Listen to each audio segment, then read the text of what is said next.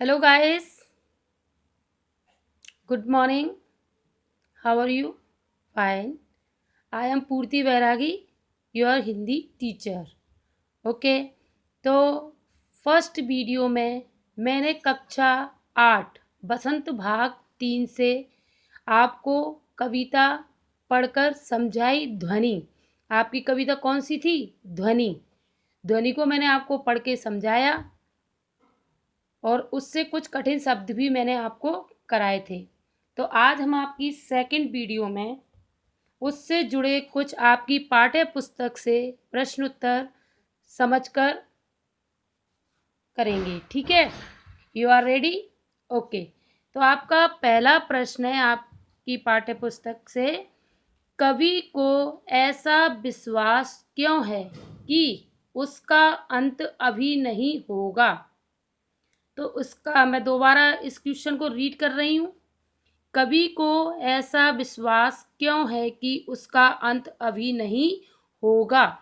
तो उत्तर इसका ये है, कवि को ऐसा विश्वास इसलिए है क्योंकि अभी उसके मन में नया जोश व उमंग है, नई अभिलाषाएं हैं, नए विचार हैं. अभी उसे काफ़ी नवीन कार्य करने हैं. तो नवीन कार्य करने से मतलब है, मैंने आपको पुस्तक पढ़ते समय समझाया था कि उसे नई पीढ़ी में नए विचारों का समावेश करना है. वह युवा पीढ़ी को आलस्य की दशा से उबारना चाहते हैं. तो ये था आपका प्रश्न नंबर 1 का उत्तर. प्रश्न नंबर 2, फूलों को अनंत तक विकसित करने के लिए कवि कौन कौन सा प्रयास करता है? दोबारा पढ़ रही हूँ, फूलों को अनंत तक विकसित करने के लिए कवि कौन कौन सा प्रयास करता है?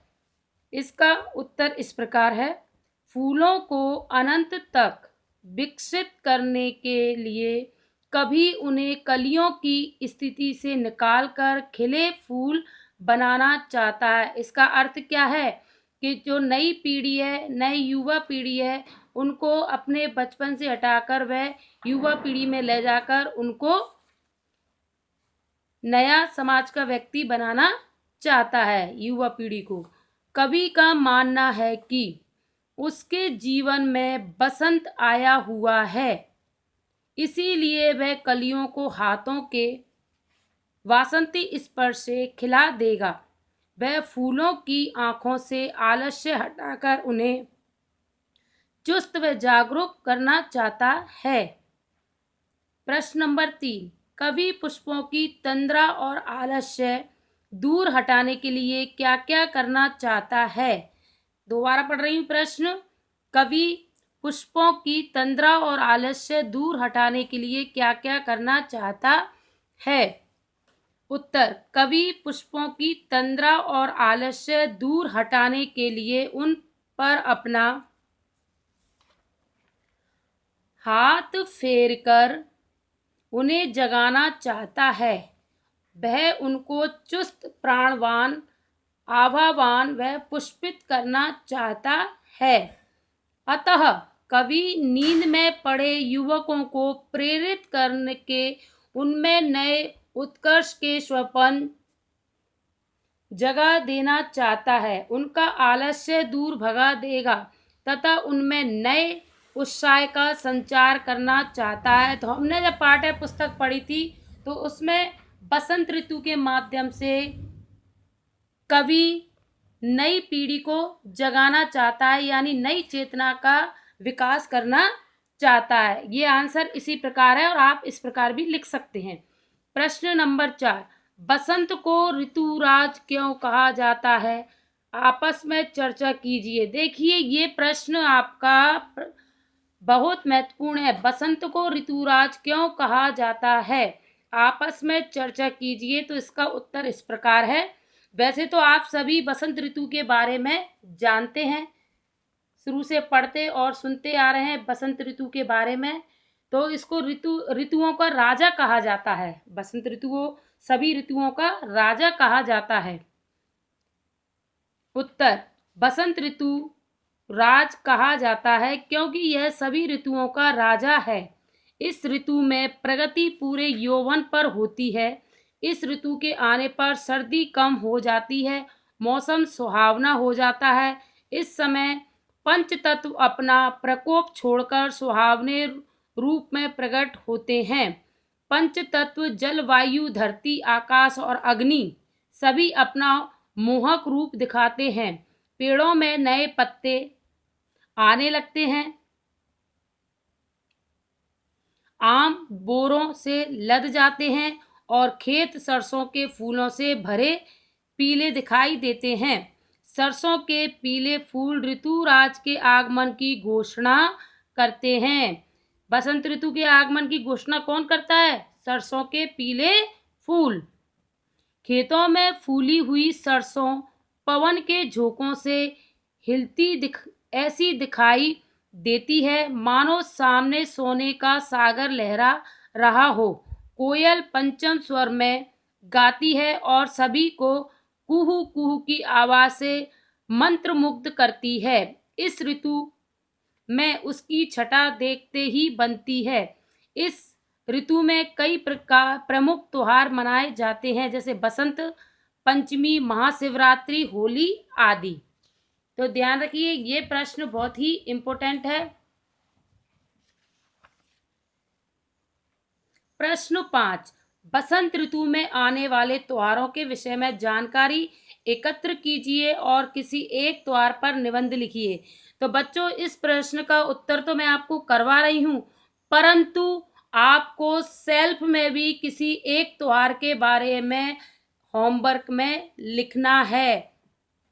किस में लिखना है? अपनी फेयर कॉपी में। जो आंसर मैंने लिखा है वो भी लिखना है और आपको एक त्योहार के बारे में खुद सेल्फ में भी लिखना है। ओके, तो इसका उत्तर इस प्रकार है। बसंत ऋतु में कई त्योहार मनाए जाते हैं, जैसे बसंत पंचमी, महाशिवरात्रि, होली। तो यहाँ पर हम होली हमारे देश भारत विश्व का अकेला ऐसा अनूठा देश है जहाँ पूरे साल कोई न कोई त्योहार मनाया जाता है। रंगों का त्योहार होली हिंदुओं का प्रसिद्ध त्योहार है जो फागुन मास की पूर्णिमा को मनाया जाता है। यह त्योहार रंग व उमंग का अनुपम त्योहार है। जब बसंत अपने पूरे यौवन पर होता है, सर्दी को विदा देने और ग्रीष्म का स्वागत करने के लिए इसे मनाया जाता है। संस्कृत साहित्य में इस त्योहार को मदोत्सव के नाम से भी पुकारा जाता है। होली के संबंध में एक पौराणिक कथा प्रचलित है कि भगवान विष्णु के परम भक्त प्रहलाद को अग्नि में जलाने के लिए प्रयास में उसकी बुआ होलिका अग्नि में जलकर स्वाहा हो गई थी। इसी घटना को याद कर प्रतिवर्ष होलिका दहन किया जाता है। दूसरे दिन फाग खेला जाता है, यानी होली खेली जाती है। इस दिन छोटे बड़े, अमीर गरीब आदि का भेदभाव मिट जाता है। सब एक दूसरे पर रंग फेंकते हैं, गुलाल लगाते हैं और गले मिलते हैं। चारों ओर आनंद, मस्ती और उल्लास का समा बंध जाता है। ढोल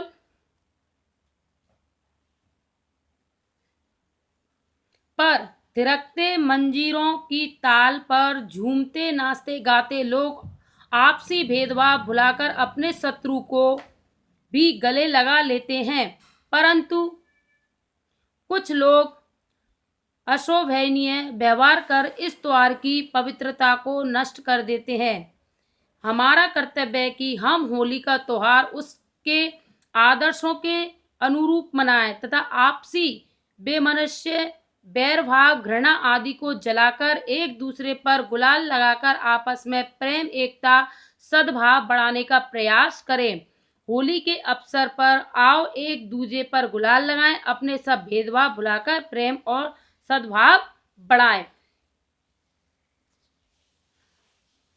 तो ये थे आपकी पाठ्य पुस्तक बसंत भाग 3 से पार्ट 1 ध्वनि से। तो इसमें कुछ प्रश्न मैंने छोड़ दिए हैं, उन प्रश्नों को आपको आपकी पाठ्य पुस्तक में देखकर सेल्फ में करना है। जैसे प्रश्न नंबर 3, ऋतु परिवर्तन का जीवन पर गहरा प्रभाव पड़ता है, इस कथन की पुष्टि आप किन किन बातों से कर सकते हैं। दोबारा पढ़ रही हूं, ऋतु परिवर्तन का जीवन पर गहरा प्रभाव पड़ता है, इस कथन की पुष्टि आप किन किन बातों से कर सकते हैं। तो देखिए, आपको इसको सेल्फ में करना है। हमारे भारत देश में साल भर में कई ऋतुएं आती हैं और हमारे जीवन पर अलग अलग प्रभाव डालती हैं। उन्हीं प्रभावों को देखते हुए आपको इसका उत्तर लिखना है। ओके, और कुछ प्रश्न भाषा की बात से भी हैं, तो आपको इनको सब करना है। तो आज आपका होमवर्क ये है कि जो मैंने पाठ 1 ध्वनि से जो कुछ प्रश्न उत्तर आपको कराए हैं, आपकी पाठ्य पुस्तक में सबसे पहले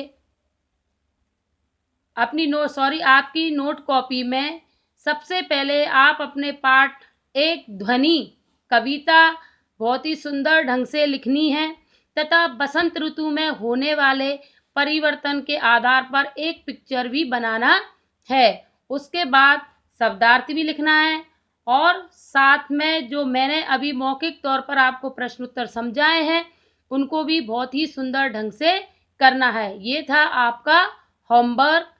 थैंक यू।